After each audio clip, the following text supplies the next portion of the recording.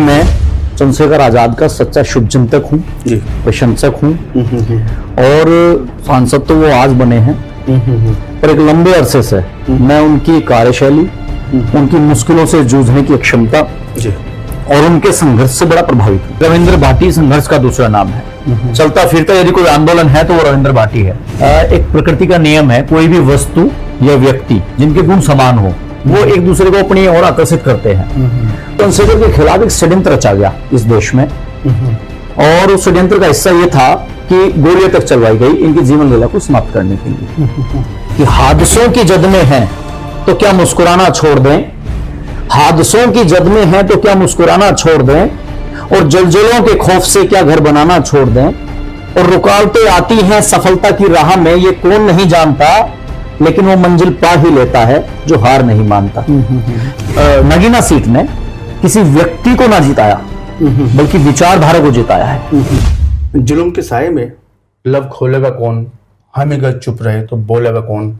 देश के हजारों लाखों मजलूम दलित गरीब लोगों की आवाज बन चुके नगीना से अभी हाल में निर्वाचित हुए सांसद आजाद समाज पार्टी के अध्यक्ष चंद्रशेखर आजाद ने सड़क से सदन तक का जो रास्ता इख्तियार किया है, उनकी संघर्ष भरी गाथा, जहां उनकी जरूरत लोगों को ही रही है वहां पे वो पहुंचे हैं और उनको विश्लेषण करने के लिए, उनकी संघर्ष भरी गाथा पे बातचीत करने के लिए हमारे साथ में सामाजिक कार्यकर्ता या यूँ कहा जाए कि जो समाज में हमेशा जो लड़ाई लड़ने का कार्य कर रहे एडवोकेट प्रवेश गुर्जर जेडी न्यूज के साथ में बातचीत करेंगे, चर्चा करेंगे उनकी इस यात्रा को कैसे देखते हैं।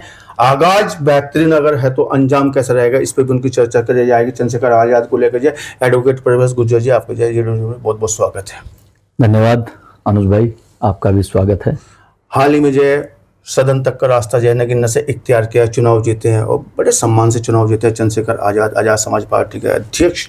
कैसे देखते हैं उनके इस आगाज को, इस यात्रा को, इस जीत को कैसे देखते हैं? देखिए, अगर बात करूं बतौर सामाजिक कार्यकर्ता, एक विश्लेषक के तौर पर, जो कि थोड़ी बहुत रुचि राजनीति में भी हम रखते हैं जी, तो मैं आजाद समाज पार्टी का ना ही तो सदस्य हूं जी और ना ही प्रवक्ता हूं, बट लेकिन चूंकि मैं चंद्रशेखर आजाद का सच्चा शुभचिंतक हूँ, प्रशंसक हूँ और सांसद तो वो आज बने हैं, पर एक लंबे अरसे से मैं उनकी कार्यशैली, उनकी मुश्किलों से जूझने की क्षमता और उनके संघर्ष से बड़ा प्रभावित हूँ। तो अक्सर आपने देखा भी होगा, मैं और बड़े भाई चंद्रशेखर आजाद आपने देखे होंगे, बिल्कुल किसी ना किसी संघर्ष में हम अक्सर साथ रहते ही हैं। आपने भी संघर्षों में, समाज हितों में लड़ी है। हाँ, तो मेरा कहने का अभिप्राय ये है कि मेरे किसी भी बयान को, किसी भी वक्तव्य को उनकी पार्टी से जोड़कर ना देखा जाए। चूंकि वो संघर्षशील व्यक्तित्व हैं, नौजवानों की पहली पसंद है आज के समय में और मैं तो उनका शुभचिंतक हूँ। वो बड़े भाई की तरह हम उनको सम्मान देते हैं, वो छोटे भाई की तरह हमें सने करते हैं। मैं पहले ही बोल चुका हूँ, हमारे जो बातचीत रहेगी विश्लेषण संघर्ष को लेकर सदन, सड़क से सदन तक चंद्रशेखर आजाद के विषय में मैं तो सिर्फ इतना ही कहना चाहूंगा कि चंद्रशेखर आजाद जनपद सहारनपुर के एक गरीब दलित परिवार में उनका जन्म हुआ जी और उनका बचपन अभाव और भेदभाव में व्यतीत हुआ। जैसे ही वो बड़े हुए तो कहीं ना कहीं उन्होंने सामंतवादी सोच और तानाशाही रवैये को झेला, जिसके विरोध में डटकर वो खड़े हो गए और उसके विरोध में उन्होंने पुरजोर बुलंद आवाज की, अपनी आवाज बुलंद की उन्होंने। तो जाहिर सी बात है कि जब उन्होंने दलित, शोषित, पीड़ित, वंचित तबके की आवाज बुलंद की तो वो कुछ लोगों की आंखों की किरकिरी बने और उनके खिलाफ इस संघर्ष में, इस जमीनी संघर्ष में उन्हें इतनी यातना, इतनी प्रताड़ना दी गई, उनके खिलाफ फर्जी मुकदमे दर्ज हुए, उनके ऊपर लाठियां बांधी गई, उन्हें जेल भेजा गया। और जब कुछ अदृश्य शक्तियों ने महसूस किया कि इस व्यक्ति की आवाज को दबाने में हम नाकाम साबित हुए और ये मुमकिन नहीं है इस शख्स की आवाज को दबाना, तो चंद्रशेखर के खिलाफ एक षड्यंत्र रचा गया इस देश में और उस षड्यंत्र का हिस्सा यह था कि गोलियां तक चलवाई गई इनकी जीवन लीला को समाप्त करने के लिए। पर देश के हजारों लाखों मजलूम, लाचार, बेसहारा लोगों की दुआएं उस शख्सियत के साथ थी, प्रकृति और परमेश्वर का आशीर्वाद उनके साथ था, जिसका परिणाम आपके सामने है। इस राजनीतिक सफर में, इस राजनीतिक जीवन में चंद्रशेखर आजाद के समक्ष जितनी भी हर्डल्स और बाधाएं आई, तो उन्होंने एक बात को साबित किया है कि हादसों की जद में हैं तो क्या मुस्कुराना छोड़ दें, हादसों की जद में हैं तो क्या मुस्कुराना छोड़ दें, और जलजलों के खौफ से क्या घर बनाना छोड़ दें, और रुकावटें आती हैं सफलता की राह में, ये कौन नहीं जानता, लेकिन वो मंजिल पा ही लेता है जो हार नहीं मानता। इन पंक्तियों को चरितार्थ करते हुए चंद्रशेखर आजाद ने अपनी टीम के साथ, अपने साथियों के साथ अपने सफर को जारी रखा और दिन रात संघर्षरत रहे, निरंतर मुश्किलों से जूझते रहे, गरीब मजलूम की इस देश में आवाज बने, और आज उसी का परिणाम है कि नगीना से वो सांसद निर्वाचित हुए हैं, जो अपने आप में एक अप्रतिम शानदार उदाहरण उन्होंने पेश किया है। इतने कम संसाधनों में, इतनी कम सुख सुविधाओं में एक व्यक्ति का, आम आदमी का जनता के बीच से निकलकर सदन को सुशोभित करना अपने आप में काबिल तारीफ है। नगीना से नगीना बने चंद्रशेखर आजाद जी, आखिर वजह क्या रही है नगीना चुनाव लड़ने की?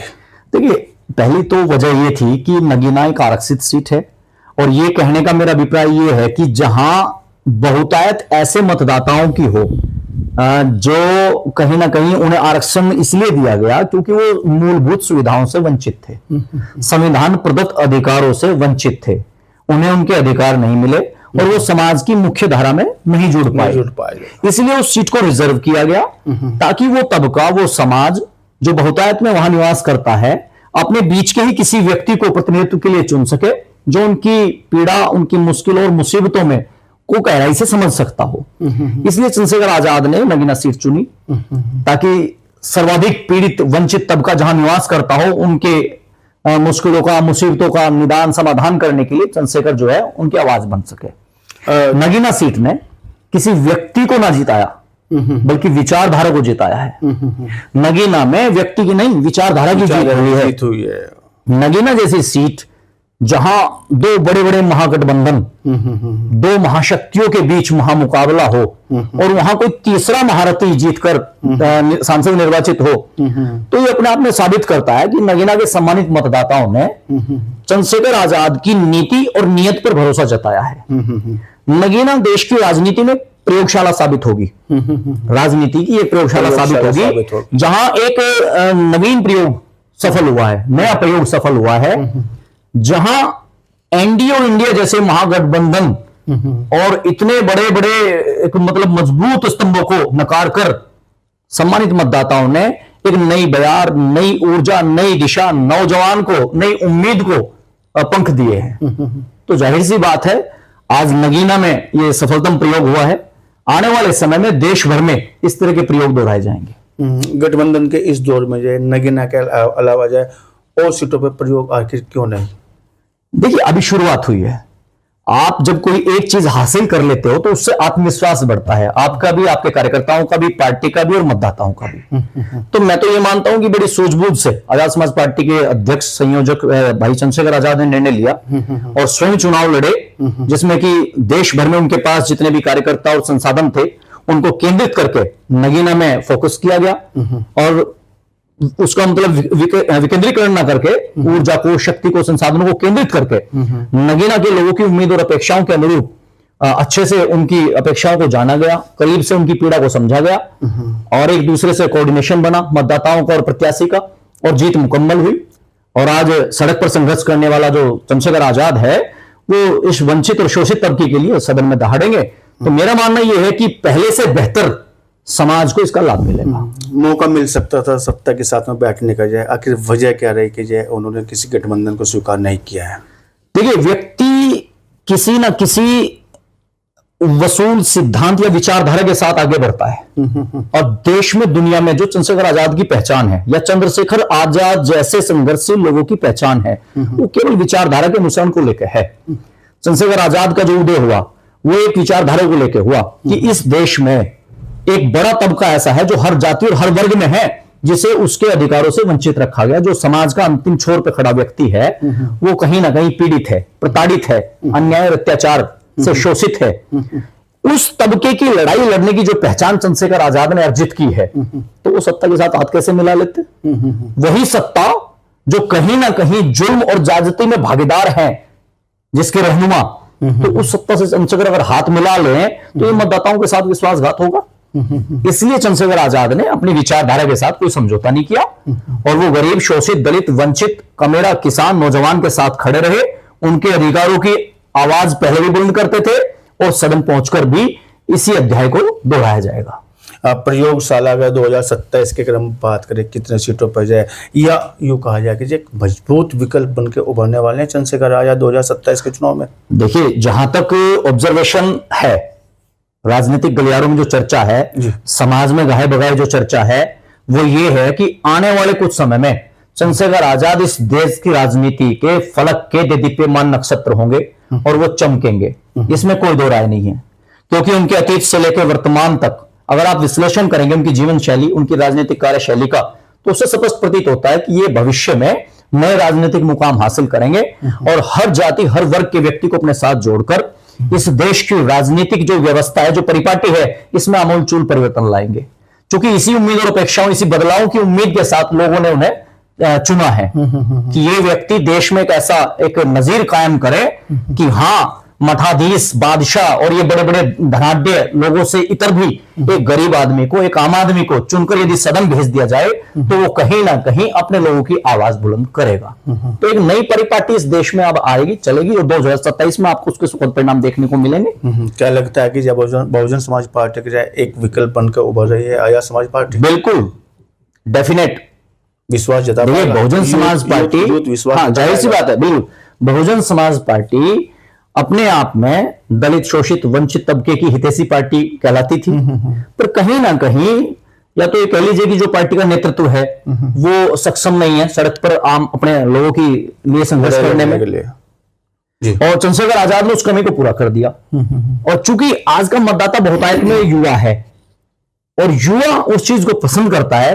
कि जो आपकी आम आदमी की नब्ज पे हाथ रखता हो, ऐसे नेतृत्व को युवा पसंद करता है। पहले पसंद, आपके दुख में, आपके सुख में, आपकी मुश्किल, मुसीबत, पीड़ा में आपके साथ खड़ा मिले, ऐसा नेतृत्व को युवा पसंद करता है। स्वामी विवेकानंद ने कहा भी है कि युवा वो है जिसकी आत्मा विद्रोही है, युवा वो है जो जुल्म ज्यादती को बर्दाश्त ना करे, युवा वो है जिसके बगावती तेवर हो, और युवा वो है जो झुकना नहीं टूटना जानता हो। और वो सारी खूबियां, वो सारे गुण आपको चंद्रशेखर के अंदर प्रदर्शित होंगे, दिखाई देंगे। तो इसलिए युवाओं की पहली पसंद एक जाति विशेष में नहीं, आम तबके में, समाज के उस तबके में जो कहीं ना कहीं असहाय और लाचार महसूस करता है, उसमें पहली पसंद आज चंद्रशेखर आजाद बन चुके हैं और देश के विभिन्न हिस्सों में उनकी लोकप्रियता नया आयाम छू रही है। गुर्जर समाज को बड़ा सम्मान देने का कार्य जो चंद्रशेखर आजाद ने किया है, अपनी पार्टी का जो राष्ट्रीय महासचिव रविंद्र भाटी जी ने बनाया है। गुर्जर समाज जो है उनके इस देखिए आपका तो यह खरा उतरने का कार्य करेगा। चुनाव की अगर मैं बात करूं, गुर्जर समाज कहने के, क्योंकि अभी तक तो गुर्जर समाज मुझे नहीं लगता कि बहुत ज्यादा सपोर्ट करने का काम किया हो, लेकिन जैसे 27 आ गया उससे अगले चुनाव आएंगे, या देखिए यदि आप चुनाव की पड़ेगी, यदि आप चुनाव की राजनीति की बात करो, नगीना सीट पर चुनावी तय करता है। हाँ, नगीना सीट पर भी जितने भी तादाद है गुजरों की, उसमें से बहुतायत चंद्रशेखर आजाद के साथ रहे हैं। तो इसमें देखिए एक प्रकृति का नियम है, कोई भी वस्तु या व्यक्ति जिनके गुण समान हो वो एक दूसरे को अपनी ओर आकर्षित करते हैं। तो वही नियम यहाँ पर लागू होता है। जिस तरह से हमारे यहाँ चंद्रशेखर आजाद संघर्ष के बूते पहचान रखते हैं, उसी तरह से रविंद्र भाटी जी जो जिनकी नौजवानों में गहरी पैठ है, युवाओं में, और मेरे समाज में बेहद लोकप्रिय भी हैं। तो उनका अतीत और वर्तमान का अगर आप विश्लेषण करेंगे तो जान पाएंगे कि रविंद्र भाटी संघर्ष का दूसरा नाम है। चलता फिरता यदि कोई आंदोलन है तो वो रविंद्र भाटी है मेरे समाज में। और खासतौर पर एनसीआर क्षेत्र में जितने भी सामाजिक आंदोलन रहे हैं, या अब मैं यूं कहूं कि पिछले कुछ समय में जितने भी सामाजिक आंदोलन देशव्यापी हुए हैं, उसमें रविंद्र भाटी की अगुवाई रही है। इनकी अगुवाई में नौजवानों ने बहुत संघर्ष किया है। तो रविंद्र भाटी जी को सम्मान देना, समाज में इसका एक सुखद और सकारात्मक मैसेज गया है। चंद्रशेखर आजाद जी ने अपनी पार्टी का राष्ट्रीय महासचिव रविंद्र भाटी को मनोनीत किया है, और उसके बाद चंद्रशेखर जी के बाद रविंद्र भाटी जी इस दायित्व को, इस जिम्मेदारी को बखूबी निभा भी रहे हैं। पार्टी के प्रति, चंद्रशेखर जी के प्रति, अपने समाज की सहानुभूति, अपने समाज का समर्थन भरपूर आजाद समाज पार्टी की तरफ उन्होंने जोड़ने का प्रयास किया है। नगीना का जो चुनाव है वो उसका प्रमाण है। नगीना में बहुतायत में जितना भी गुजर है उसमें से बहुतायत में चंद्रशेखर आजाद को गुजर वोट मिला है। आपने सवाल किया 2027 को लेकर, मेरा जो मानना है, बड़ी संख्या में गुर्जर समाज जो है आजाद समाज पार्टी से जुड़ेगा, जो चंद्रशेखर को पसंद करता है, उनकी कार्यशैली को, उनके संघर्ष को जो मानता है। तो दलित और पिछड़ों की बात में अग्रणी रहती है चंद्रशेखर आजाद, और गुर्जर समाज चूंकि पिछड़े वर्ग से ताल्लुक रखता है, तो हमें ऐसा प्रतीत होता है कि कोई व्यक्ति ऐसा है जो खुल के गुर्जर समाज की बात जो है पटल पर रखता है। हालांकि मैं इस सवाल से इतर थोड़ा सा इसे व्यापक करना चाहूंगा। चंद्रशेखर आजाद गाजीपुर किसान आंदोलन में किसानों के साथ थे। जंतर मंतर पर पहलवानों की जो बेटियां हमारी वहां बैठी हुई थी, उनकी अस्मिता के प्रश्न पर उनके साथ थे। दिल्ली में अल्पसंख्यकों की लड़ाई थी, उस धरना प्रदर्शन में चंद्रशेखर उनके साथ थे। ग्वालियर में दलितों और पिछड़ों पर ज्यादती हुई, गुर्जर, यादव और दलित समाज के लोगों को झूठे मुकदमों में, फर्जी मुकदमे लादकर उन पर जेल भेजा गया, तो चंद्रशेखर आजाद उनके साथ थे। हालांकि चंद्रशेखर आजाद ने साथियों सहित हमारे रविंद्र भाटी जी के साथ कंधे से कंधा मिलाते हुए उसमें गिरफ्तारी का भी आह्वान किया। ग्वालियर का जो प्रशासन था वो घुटनों पर आ गया। तो ये चीजें हैं कि जो आपके हक की आवाज उठाएगा, जो आपके अधिकारों के लड़ाई में आपके साथ खड़ा हुआ कंधे से कंधा मिलाकर, तो जाहिर सी बात है उसके प्रति सहानुभूति होना स्वाभाविक है। तो मेरे समाज में चंद्रशेखर के प्रति एक स्वाभाविक सहानुभूति और एक सकारात्मक भाव है।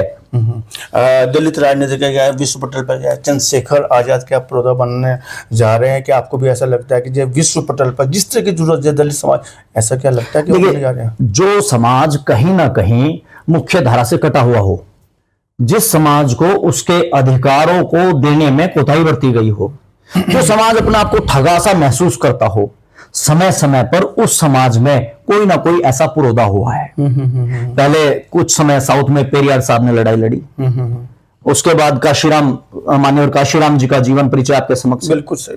अंबेडकर जी का जीवन परिचय आपके समक्ष है, उन्होंने दलित उत्थान के लिए आवाज उठाई।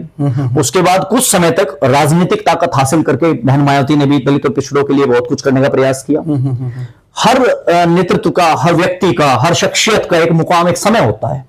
आज समय चंद्रशेखर आजाद का है। चंद्रशेखर आजाद आने वाले समय में दलित ही नहीं, दलित, पिछड़े, शोषित, वंचित, कमेरे, किसान वर्ग के एक सितारे के रूप में उभरेंगे और एक मजबूत राजनीतिक स्तंभ की पहचान अर्जित करेंगे।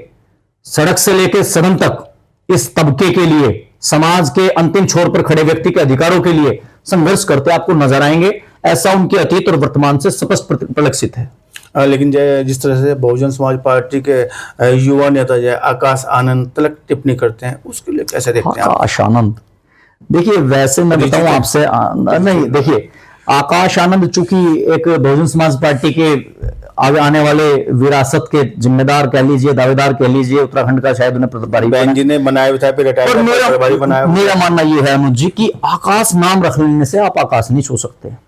वो एक लाइन है, पंक्तियां हैं दो, कि विरासत से तय नहीं होंगे सियासत के फैसले, अब तो उड़ान तय करेगी कि आसमान किसका है। आकाश जी हो सकता है होनहार हो, लेकिन राजनीतिक अनुभव की कहीं ना कहीं कमी है।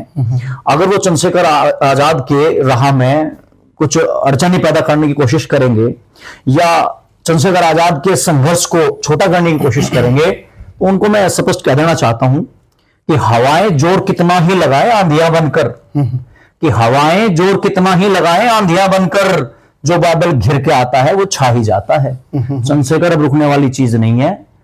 जिस तरह से आप कह रहे हैं कि देश के दलित मुजलों की आवाज है, लेकिन जिस तरह से एक पार्टी हाईकमान की तरफ से एक फरमान आया है जी, चर्चाओं में भी एक दो दिन पहले वो फरमान आया है कि जय मिलने जाए, अनुमति लेके जाए, नहीं तो देखिए कैसे देखते हैं? मैं बताऊं आपसे, आपने भी शायद वो सोशल मीडिया के माध्यम से जानकारी ली होगी। बिल्कुल। जहां तक मेरी समझ की बात है, वो कोई फरमान नहीं है, वो केवल एक पार्टी की गाइडलाइन है।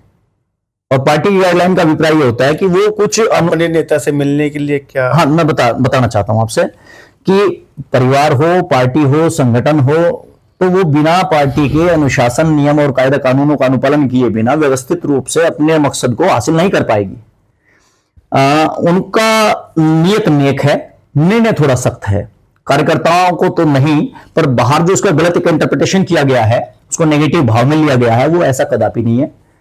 अव्यवस्था पर विराम लगाने के लिए, अनुशासनहीनता पर लगाम लगाने के लिए ऐसा निर्णय लिया गया है। मैं आपको छोटा सा उदाहरण दूं कि हमारा बेटा भी, यदि हम बाजार गए और बेटे ने कोई जिद कर ली कि मुझे तो ये खाना है, और मान लो उसके स्वास्थ्य के लिए हानिकारक है, तो हमारा एक सख्त निर्णय होगा कि नहीं आप ये नहीं खा सकते। पर निर्णय भले ही सख्त हो, नियत नेक होती है। हित में है। इसी तरह से चंद्रशेखर आजाद का जो निर्णय है कि पार्टी कार्यकर्ता बिना अपॉइंटमेंट के मिलने ना आए, चूंकि पार्टी कार्यकर्ता देश भर में है और चंद्रशेखर निर्वाचित हुए हैं सांसद नगीना से, तो दिल्ली भी भीड़ लग जाती है मिलने वालों की और नगीना भी। उससे क्या होता है कि जो लोग समय लेकर उनसे मिलने के लिए पहुंच पा रहे हैं, चंद्रशेखर आजाद उनको समय नहीं दे पाते और हजारों लोग ऐसे हैं जो न मिल पाने की वजह से निराश होकर लौटते हैं। तो कार्यकर्ताओं के अंदर कहीं ना कहीं निराशा उत्पन्न ना हो, पार्टी में कहीं ना कहीं अनुशासनहीनता उत्पन्न ना हो, इसके लिए ये गाइडलाइन जारी की गई है। आप इसे फरमान का नाम ना दें। सियासत की ओर कदम बढ़ रहे हैं एडवोकेट प्रवेश गुर्जर के। देखिए मैं बताऊं आपसे कि दो तरीके होते हैं अपने लोगों की लड़ाई लड़ने के। सामाजिक मंच से भी आप लड़ाई लड़ सकते हैं, राजनीतिक मंच से बखूबी लड़ाई लड़ सकते हैं और मजबूती से लड़ाई लड़ सकते हैं। अभी चूंकि हम कहीं ना कहीं हमारा समाज जो है कुछ सामाजिक मुद्दों पर संघर्षरत है, तो मेरा मानना है कि हमारी इस मोर्चे पर ज्यादा आवश्यकता है। मौका मिला तो ईश्वर और समाज और साथियों के हाथ में है, जैसा निर्णय होगा हम उसके साथ चलेंगे। लेकिन अभी मेरे समाज को सामाजिक संघर्ष की आवश्यकता है, सामाजिक मोर्चों पर संघर्ष के लिए मंच खाली है। अभी राजनीतिक मोर्चे हमारे यहाँ बड़े मजबूत हैं, एक से एक विधायक, सांसद, मंत्री बहुत लोग हैं। तो हमें ये महसूस होता है कि समाज के मान सम्मान, स्वाभिमान और अधिकारों की लड़ाई के लिए भी कोई ना कोई सामाजिक मंच पे होना चाहिए। तो जितना अपने पे बन पाता है हम अपना एक गहरी प्रयास उसमें कर लेते हैं। झंडे डंडे के साथ रहेंगे या केतली के साथ हाथ सजाएंगे आप? नहीं, देखिए ये निर्णय तो भविष्य के गर्भ में है, जो हमारी विचारधारा को सम्मान देगा, हमारे समाज में मान सम्मान, स्वाभिमान और इतिहास को तवज्जो देगा, जो हमारी संस्कृति और हमारे पूर्वजों के बलिदान को नमन करेगा, मतलब जो एक हमारे भावनाओं को सम्मान देगा। हम उस ओर चलने का काम करेंगे। विचारधारा से हमारा समझौता कदापि नहीं होगा। बेबाकी से चर्चा करने के लिए आपका बहुत बहुत धन्यवाद, बहुत बहुत शुक्रिया प्रवेश गुर्जर जी। आपका भी धन्यवाद। जीडी न्यूज की सभी वीडियोस देखने के लिए यूट्यूब पर सब्सक्राइब कीजिए जीडी न्यूज चैनल को और फेसबुक पर वीडियोस देखने के लिए जीडी न्यूज चैनल को लाइक और फॉलो करें। धन्यवाद।